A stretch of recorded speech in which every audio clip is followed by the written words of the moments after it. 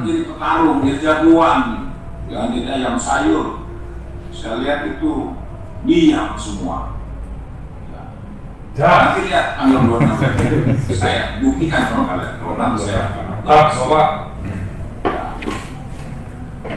Jangan kita diam saja.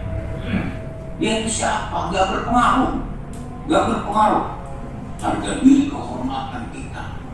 Kok diinjak-injak sama dia? Karena saya tahu juga dia dapat angin masalahnya, sehingga kita duduk semua diam. Ya. Ke depan nggak ada lagi orang-orang seperti itu. Saya sudah diajarin apa yang harus saya sampaikan di media. Ya, jangan salahkan nanti prajurit kita ngamuk gitu loh. Prajurit kita ini sekarang di grup, di kelompok, di grup Tamtama saja udah mobil orang, sudah panas. Ya, kelompok Bintara sudah marah.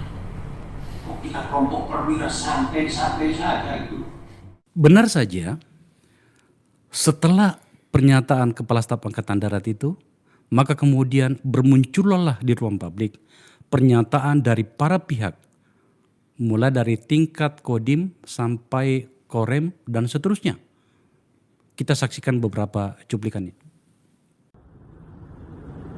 Kami dengar omonganmu, Effendi Simbolon. Kau bilang pimpinan kami, Panglima TNI Kasat, tidak harmonis. Kau bilang TNI gerombolan. Hai Effendi Simbolon, apa maksud saudara mengatakan TNI seperti gerombolan? Lebih-lebih dari ormas. Kami tidak terima. Jangan ada. Baik, Effendi Simbolon, kami anggota TNI.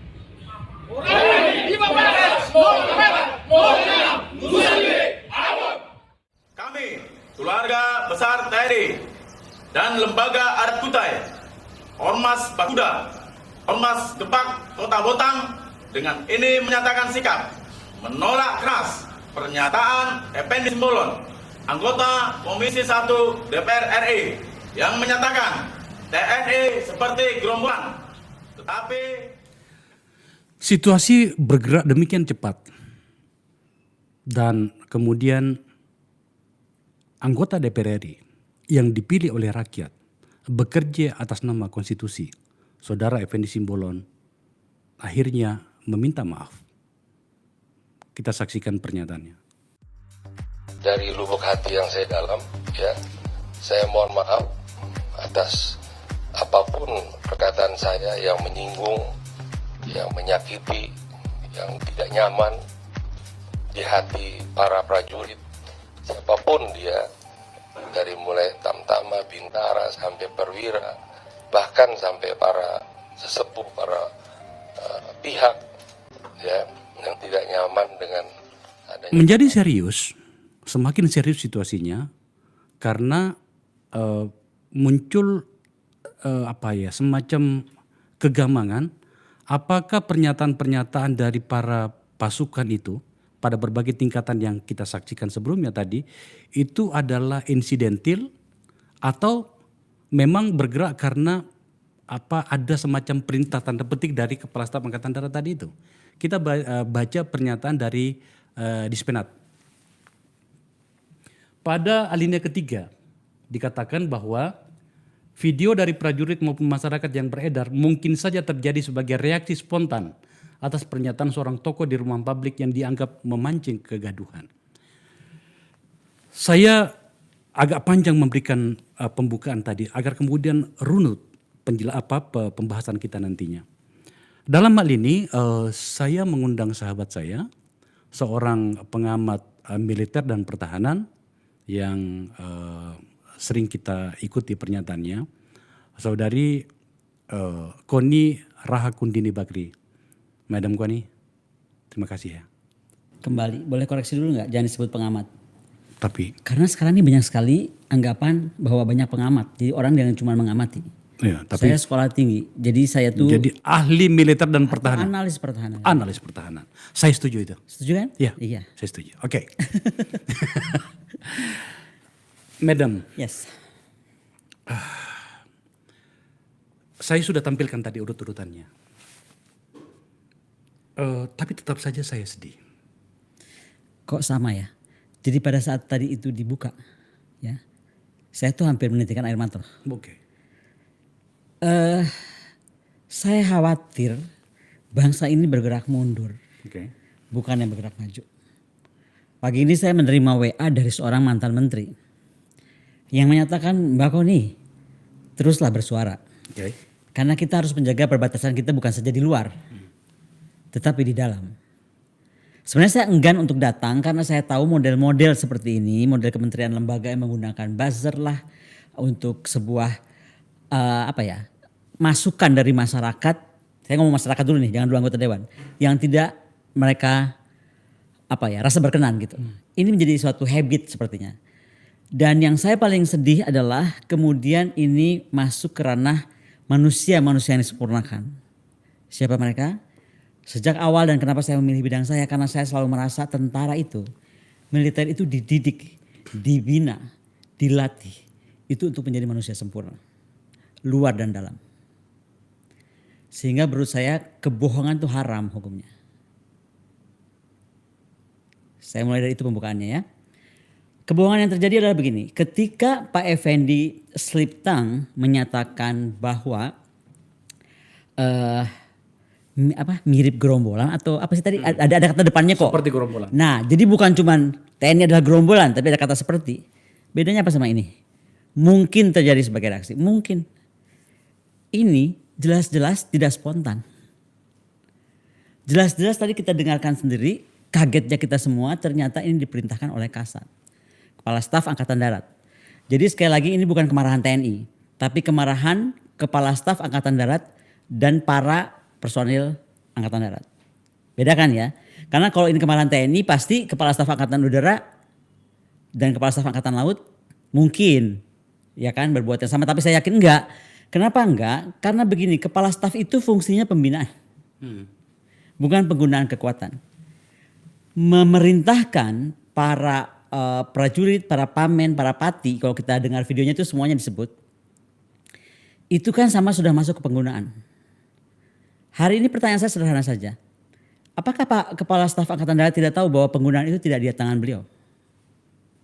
Itu di tangan Panglima TNI dan Presiden Republik Indonesia sebagai Panglima tertinggi. Itu pun harus atas izin Kementerian Pertahanan dan Komisi 1. Di situ aja dulu saya berhenti. Coba kita renungkan. Sebelum kita menelisik problem-problem sebagai akses dari pernyataan Pak Effendi tadi itu, saya kembali ke hulunya dulu, Ya. Madam Koni. Sebenarnya apa yang dimaksud dengan Pak Effendi Simbolon itu yang mengatakan ini dua orang elit TNI, Panglima TNI dengan Kasat itu ada problem segala macam itu. Sebenarnya memang ada problem atau tidak nggak sih? Beginilah, kita ini kan juga nggak boleh underestimate anggota dewan. Makanya tadi saya bilang dengar Pak Dudung bilang bahwa nggak penting lah gitu Komisi 1, itu penting banget. Penting banget.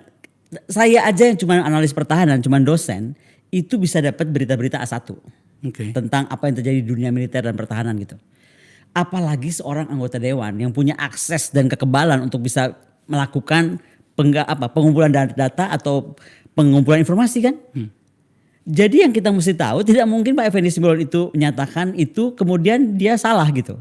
Pasti ada yang terjadi. Pasti ada yang terjadi. Contohnya apa yang dia sebutkan tentang penerimaan putranya Pak Dudung gitu. Itu kan itu suatu fakta. Nah sekarang yang saya mau geser adalah kita ini isunya, menurut saya kalau isu tentang Sliptang itu bisa beres dengan permintaan maaf. Ya. Tetapi menyalahgunakan sistem, menyalahgunakan kewenangan, apalagi dalam dunia militer, itu fatal. Fatal. Karena kalau hari ini seorang Effendi Simbolon yang anggota dewan bisa bisa diperintahkan untuk kalau saya bilang dibully ya atau apalah nggak tahu lah. Untuk atas nama sakitnya TNI dianggap gerombolan, padahal pandangan dia itu menurut saya nggak salah juga. Kalau model-model begini mirip gerombolan dong. Kan gini loh, angkatan itu tuh punya satu garis ya, makanya dia tuh dididik beda. Dia tuh punya garis komando. Ada aturan kewenangan yang dia dibatasi. Tidak boleh semua orang bersuara gitu loh. Itu aturan angkatan, aturan TNI. Aturan militer di seluruh dunia juga. Makanya selalu ada institusi, makanya ada Dispenat. Ada Dispenat, ada Dispen AL, ada Dispen AU, ada Dispen TNI. Karena memang tugas Dispen itu menerangkan gitu. Hanya boleh satu sumber. Nah dengan seperti ini kan apa yang terjadi? Ini yang kita mesti introspeksi dan tidak selesai dengan seolah-olah Pak Effendi Simbolon minta maaf. Kemudian seperti tadi pernyataannya kita harus belajar. Dalam pernyataan maaf ini maka marilah kita jadikan peristiwa ini sebagai pembelajaran. Baik, kita start dari pembelajaran. Pembelajarannya adalah apakah dibenarkan seorang kepala staf menginstruksikan hal ini kepada anak buahnya yang otomatis karena mereka diperintah ya ikuti. Padahal ini pelanggaran kalau dilihat dari hukum tentara. Tadi Anda sudah mengatakan bahwa ini bukan kemarahan TNI tapi kemarahan seorang kepala staf. Ya tadi pada bagian awal tadi. Kepala staf Angkatan Darat. Kepala staf Angkatan Darat, oke. Ya. Tapi begini, saya tetap saja karena saya harus menjelaskan kepada publik sebenarnya apa sih alasan Pak Effendi Simbolon berbicara seperti itu di ruang konstitusi yang sangat suci itu. Apakah hanya gara-gara seorang putranya kepala staf yang awalnya tidak lulus dan kemudian ternyata sudah lulus gitu ya, sudah berada dalam pendidikan bersama dengan teman-teman lain atau ada yang lain? Karena begini Madam, dalam konteks tata negara dan pengelolaan negara seperti yang saya pahami, insya Allah saya agak paham karena saya 10 tahun jadi anggota DPR. Saya tidak peduli tuh Panglima TNI dengan kepala staf pada masalah personal, aku nggak peduli. Jadi yang saya pedulikan adalah apakah tanggung jawab mereka tetap dilaksanakan dalam hal ini mengamankan kepentingan negara di hadapan musuh ketika ada ancaman itu. Nah, itulah. Saya tidak ingin masuk pada ruang-ruang personal antara mereka dan menurut saya tampaknya Pak Effendi Simbolon juga mungkin perlu untuk menafsir ulang bagaimana cara dia. Jujur saya katakan bahwa saya akan mengkritik sahabat saya ini Pak Effendi Simbolon, memang penggunaan diksi itu tidak perlulah. Ada dua hal, satu mungkin penggunaan diksi, yang kedua adalah mungkin begini, dalam level kita itu ada beberapa hal yang kita harus sampaikan ke level bintang 4, bintang 3. Ada yang menurut saya ke bintang 2, bintang 1 dan perwira pamen. Yeah. Ada juga yang kita sampaikan pada prajurit, beda levelannya. Yeah. Jadi kalau itu yang mau dipersoalkan, itu mungkin. Yeah. Tetapi menurut saya kita juga jangan langsung lari ke konteks ke sana, karena sekali lagi menurut saya sekarang di mata saya nih, konteks yang berbahaya adalah jangan sampai TNI kita itu melanggar apa yang kita rancang dengan berdarah di tahun 98. Itu yang saya maksud. Jadi saya lanjutkan Mam yang saya sampaikan tadi bahwa saya ulangi lagi. Bukan cuma kepada TNI, juga kepada internal kepolisian. Saya nggak peduli itu.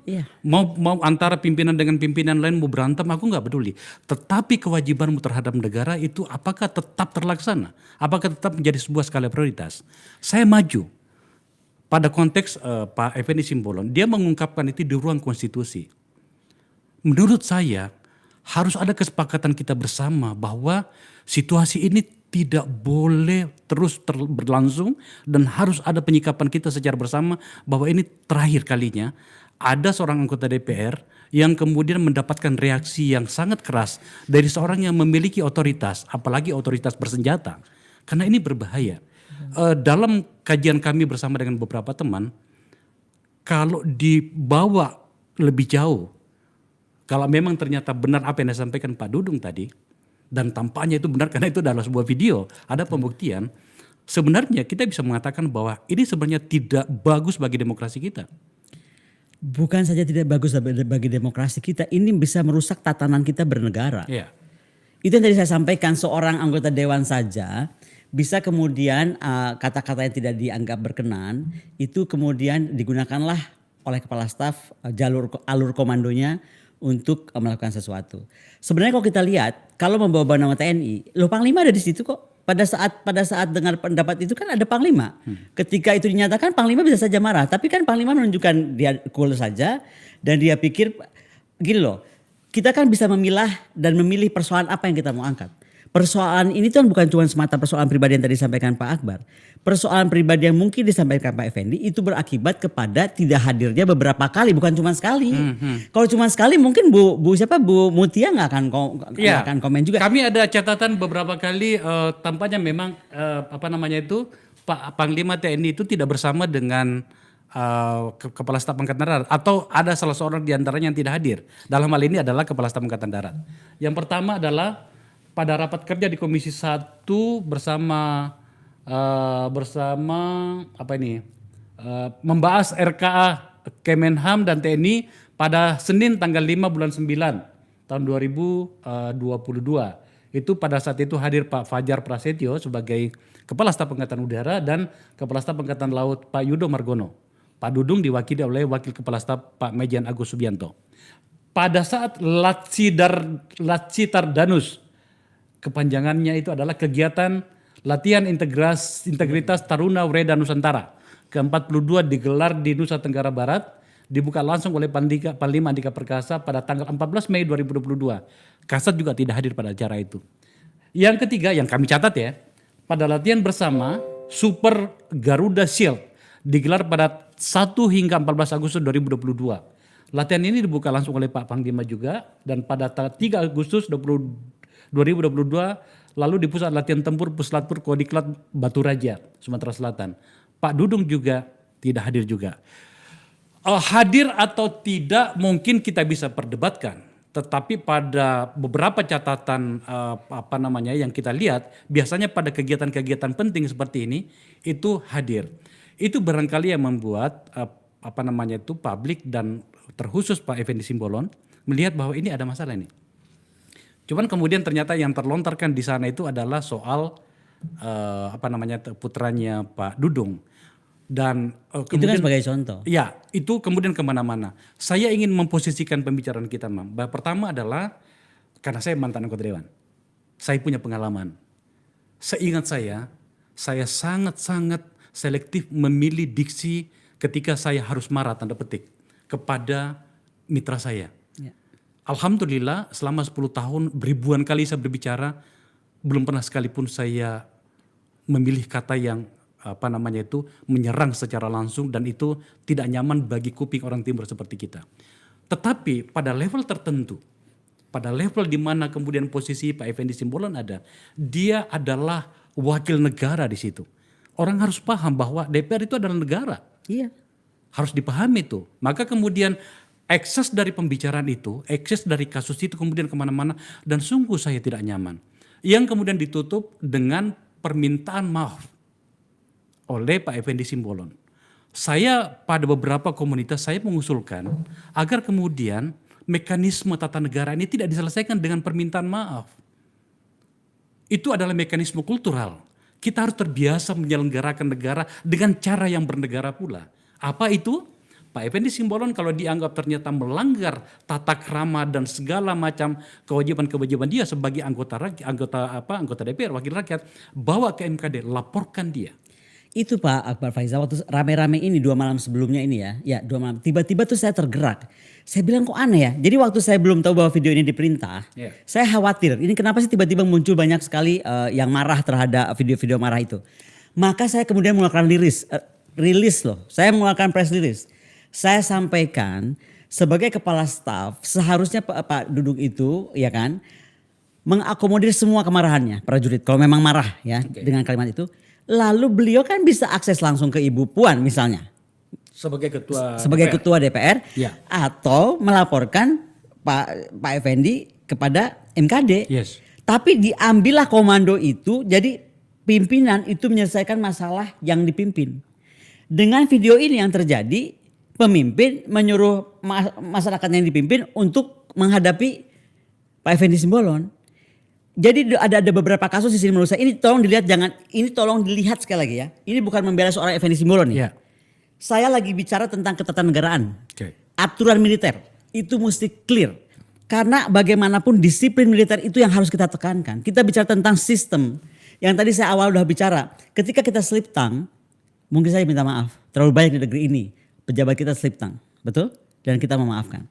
Tetapi ketika ini adalah kesalahan dalam menjalankan sistem ini yang kita mesti benahi. Dan itu saya kenapa membawa catatan di dalam pertemuan ini. Saya baca-baca lagi aturan-aturan kita yang lama loh. Oke. Apakah kemudian kita sebaiknya balik aja deh daripada kayaknya menggunakan TNI hari ini jadi pusing. Coba kita lihat Undang-Undang 29 tahun 54. Itu menyatakan bahwa Presiden Republik Indonesia itu harus mempertahankan terhadap ancaman pelanggaran dari manapun juga. Pelanggaran itu yang tadi saya bilang di depan. Bisa dari batas luar, bisa dari batas dalam. Menurut saya sebagai panglima tertinggi angkatan bersenjata kita atau militer kita, Presiden harus menindak tegas Pak Dudung sebagai kepala staf. Oh. Karena sudah menurut saya sudah melampaui kewenangannya, dia tidak boleh menggunakan. Ini yang saya bilang tadi, penggunaan ini kan nggak harus alutsista. Dan di zaman apalagi di era sekarang, penggunaan untuk membuat gerakan seperti ini kan penggunaan media sosial, which is bisa lebih berbahaya daripada alutsista juga sebenarnya. Dan bayangkan ya, Indonesia ini nggak hidup di ruang hampa Pak Akbar Faisal. Can you imagine kalau tentara lain ini dari yang di kawasan ini sedang berebut nih, konstelasi Rusia Ukraina ini berdampak ke Cina, berdampak kepada India, berdampak kepada geopolitik seluruh kawasan dunia, termasuk kawasan kita. Belum lagi isu Taiwan dengan Amerika dan lain dan sebangsanya. Saya mau cerita ya. Kita bicara soal defense nih, tentang geopolitik. Kalau kita tuh tidak hidup di ruang hampa, sehingga ada saja orang yang menggunakan ini untuk kepentingan mereka. Itu kalau dari luar. Dari dalam, tadi pagi saya baca dan saya terima video Pak Gatot Nurmantio. Oke. Dengan baju putih, baju koko ya, macam Panglima TNI lagi gitu. Memerintahkan, Anda Panglima, Anda perwira saya gini-gini. Membakar lagi emosi itu, mengaitkan lagi dengan September 30 gerakan PKI dan lain-lain. Ini loh yang saya khawatirkan akhirnya. Ini kan kita jadi kacau bernegara ini. Akhirnya semua orang bisa melakukan apapun. Tetapi yang paling saya sedih, makanya tadi saya tuh hampir nangis tadi pada saat kita buka. Tolonglah kalian mau berantem, mau berantakan terserah. Tapi namanya institusi TNI dan Polri itu harus solid, harus utuh, harus bersih.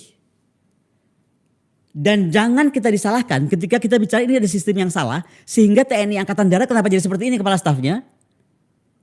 Dan seolah-olah semuanya juga jadi ikut saja. Tanpa memikirkan loh, kok tentara yang lain enggak ya? Kan yang dijual nama TNI terus nih. Saya pilih dari depan, ini bukan TNI. Ini TNI Angkatan Darat yang marah gitu. Nah, kemarahan ini haruskah kemudian membuat kepala staf memerintahkan, menggunakan, dia tertinggi loh di Angkatan Darat hari ini. Itu dilarang, itu penyalahgunaan wewenang. Itu kalau di luar negeri hukum mati. Wow. Ya memang kalau lihat tupoksi mereka itu memang berbeda ya. Jadi saya mencuplik pernyataannya Pak Dudung juga. Pak Dudung sendiri mengatakan bahwa Kepala Staf Angkatan Darat itu adalah pembina dari Kesatuan Angkatan Darat. Tetapi kewenangan menggunakan kekuatan Angkatan Darat itu berada di Panglima TNI. Saya baca ya biar gak salah ya.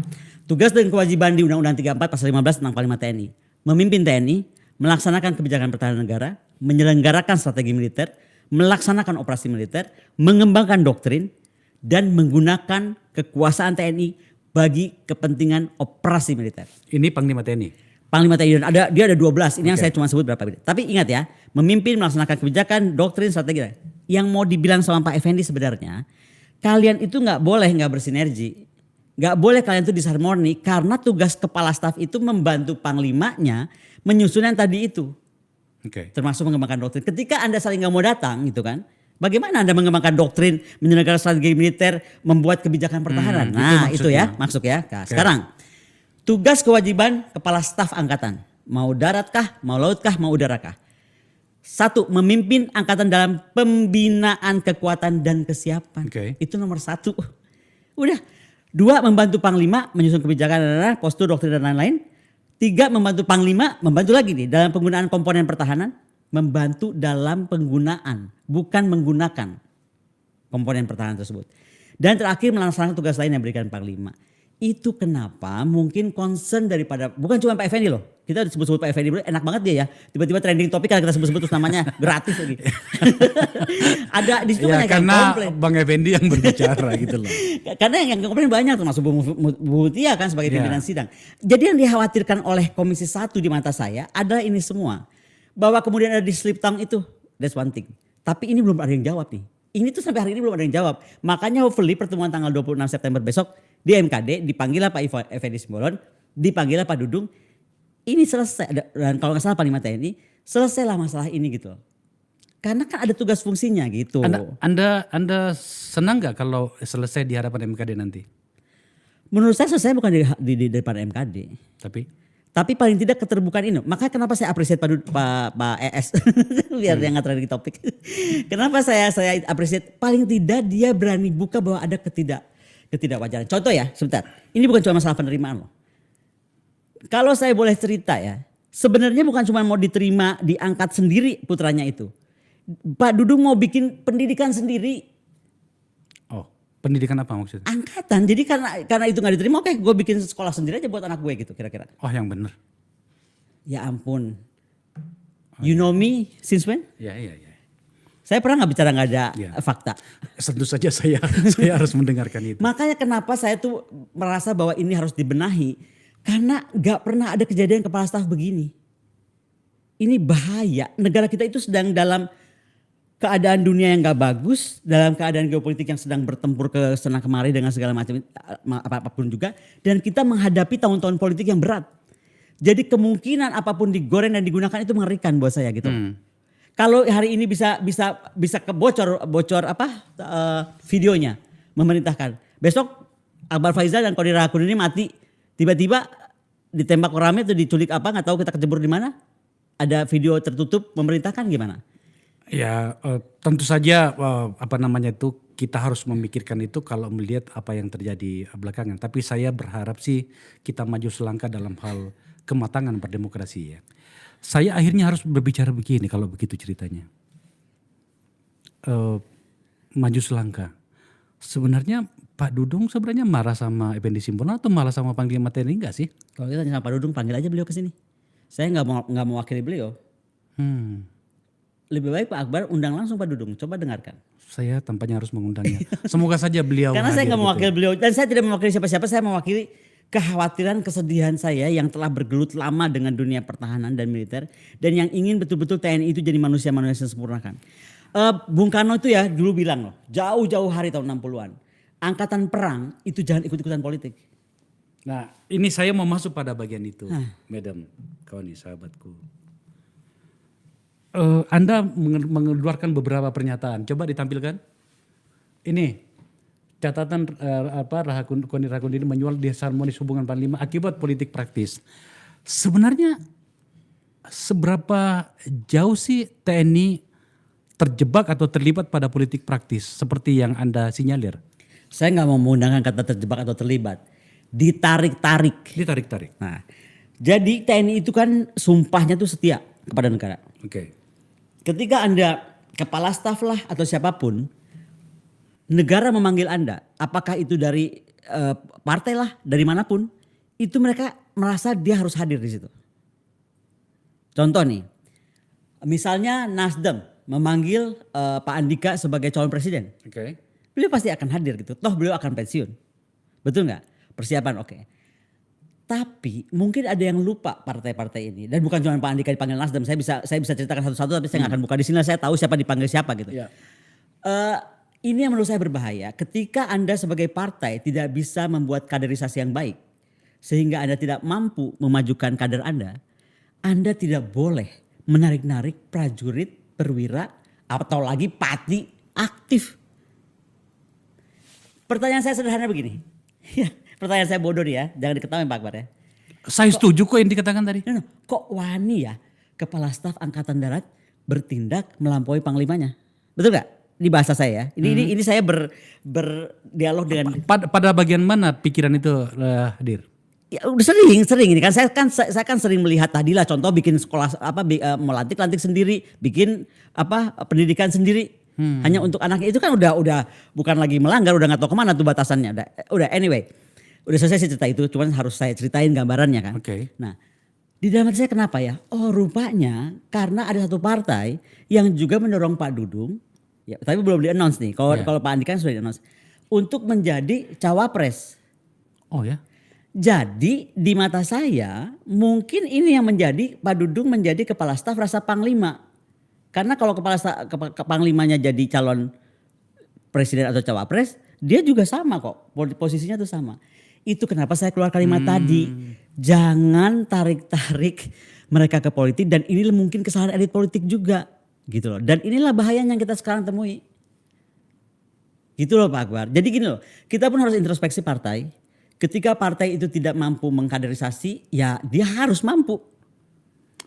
Kemarin pada saat datang para perwira polisi di sini di tempat saya di Nagara Institute, Yang kami waktu berdiskusi. saya ada. Kita bersama Ya, di ya, situ. ya. Yang kita bicarakan adalah bagaimana setelah kita mempelajari Polri, bagaimana tentakel politik bermain di internal. Iya kita Oke. kan menarik ini betul. Ya, dan kemudian pada sisi yang lain, pada saat yang bersamaan, Polri, khususnya elit-elitnya, itu menyediakan diri juga untuk terjadinya saling memanfaatkan itu. Kita bisa lihat prosesnya itu. Ternyata di TNI juga terjadi. Itu kenapa saya bilang saya sedih sekali Pak Akbar. Karena kita tuh dengan urusan Polri ini belum beres ya. Kita kan bicara sama mereka, Ya. kita tahu dan terbuka karena kita bicara langsung dengan para pelaku lah bisa gitu. Dan patinya malah langsung hadir. Ada hadir Jenderal Bintang 3. Jadi Bintang 3 hadir aktif kan. Jadi saya pikir itu saja kita sudah cukup sedih dan lagi cari jalan keluarnya. Loh dilalah tuh muncul kasus ini. Nah mungkin karena Pak Akbar menyinggung soal pertemuan kita dan PTIK, saya juga saya akan coba sarankan kepada kepala Sesquad, pimpinan Sesquad, untuk bagaimana kita mungkin bisa berinteraksi dengan para perwira-perwira. Oke. Karena begini, harus dibiasakan ketika ada masalah itu bukan mereka menyerang siapa yang memberikan koreksi terhadap masalah itu. Tapi sama seperti kemarin para perwira PTIK kan, kita jadi lebih bisa berinteraktif, tahu masalah mereka tuh apa sih di dalam. Dan ternyata pikiran mereka cerdas-cerdas. Wow cerdas-cerdas, mereka calon-calon jenderal pimpinan Polri, tapi saya gak akan sebut jenderal lagi lah. Karena saya berharap Polri dirubah lah, gak usah pakai jenderal-jenderal jadi liar. Jadi kayak militer kan, jadi polisi rasa militer juga tuh. Balik lagi ntar jadi rubah konteks. Saya mau bilang bahwa inilah waktunya Sesquad juga duduk bersama. Apa di dalam itu masalahnya, ya kan? Kenapa? Ini kan gini loh, kita juga mesti jujur. Ini nggak terjadi cuma antara Pak Andika dan Pak Dudung. Oke. Dulu Pak Andika dan Pak Hadi juga begitu. Kemudian sebelum itu Pak Gatot dengan Pak Mulyono kalau nggak salah Mulyono. juga begitu. Iya. Anda kan di sana juga tahu lah seperti Iya. apa. Nah, tapi kalau kita lihat kan isunya banyak di angkatan darat lagi gitu. So what is happening gitu? Iya makanya kenapa sampai saya mengangkat ini dan menunggumu lebih dari beberapa Berapa jam? hari ya. Siap untuk salah. enggak, saya tentu saja paham gitu ya. Karena menurut saya ini adalah proses yang harusnya menjadi tempat kita belajar bertata negara. Exactly. Saya juga belajar loh sebenarnya. Iya, makanya. Jadi gini Pak, saya mau bilang excuse saya. Kenapa kemarin saya tidak jadi datang atau harus menunggu? Karena tuh seperti kakak tahu lah, saya itu kalau ada yang di benak saya itu jadi sesuatu, saya akan langsung tanya pada source-nya. Makanya kemarin itu saya bertemu dengan Panglima TNI. Jadi saya tanya langsung, Panglima izin gini. Kami berkomunikasi dan saya berharap sebenarnya kalau saya seorang akademisi saja bisa ngobrol dengan para panglima, para Kakogap, Panglima Kogap, para siapapun itu kepala staf. Harusnya kan itu bisa terjadi antara Pak Dudung dengan Ibu Puan misalnya gitu. Makanya saya balik lagi ke sana gitu loh. Sehingga nggak usah terjadi kesalahan kemarin itu. Karena beredarnya video itu fatal loh menurut saya. Kenapa fatal? Ini yang saya bilang, tentara yang disempurnakan itu menurut saya paling dasarnya dia tidak boleh berbohong. Oke. Anda bisa bayangkan, Dispena menyatakan ini spontan. Ternyata tidak spontan. Apakah itu bukan sebuah kebohongan publik? Apakah seorang manusia yang disempurnakan atau sekelompok manusia yang disempurnakan boleh berbohong? Manusia biasa aja gak boleh berbohong?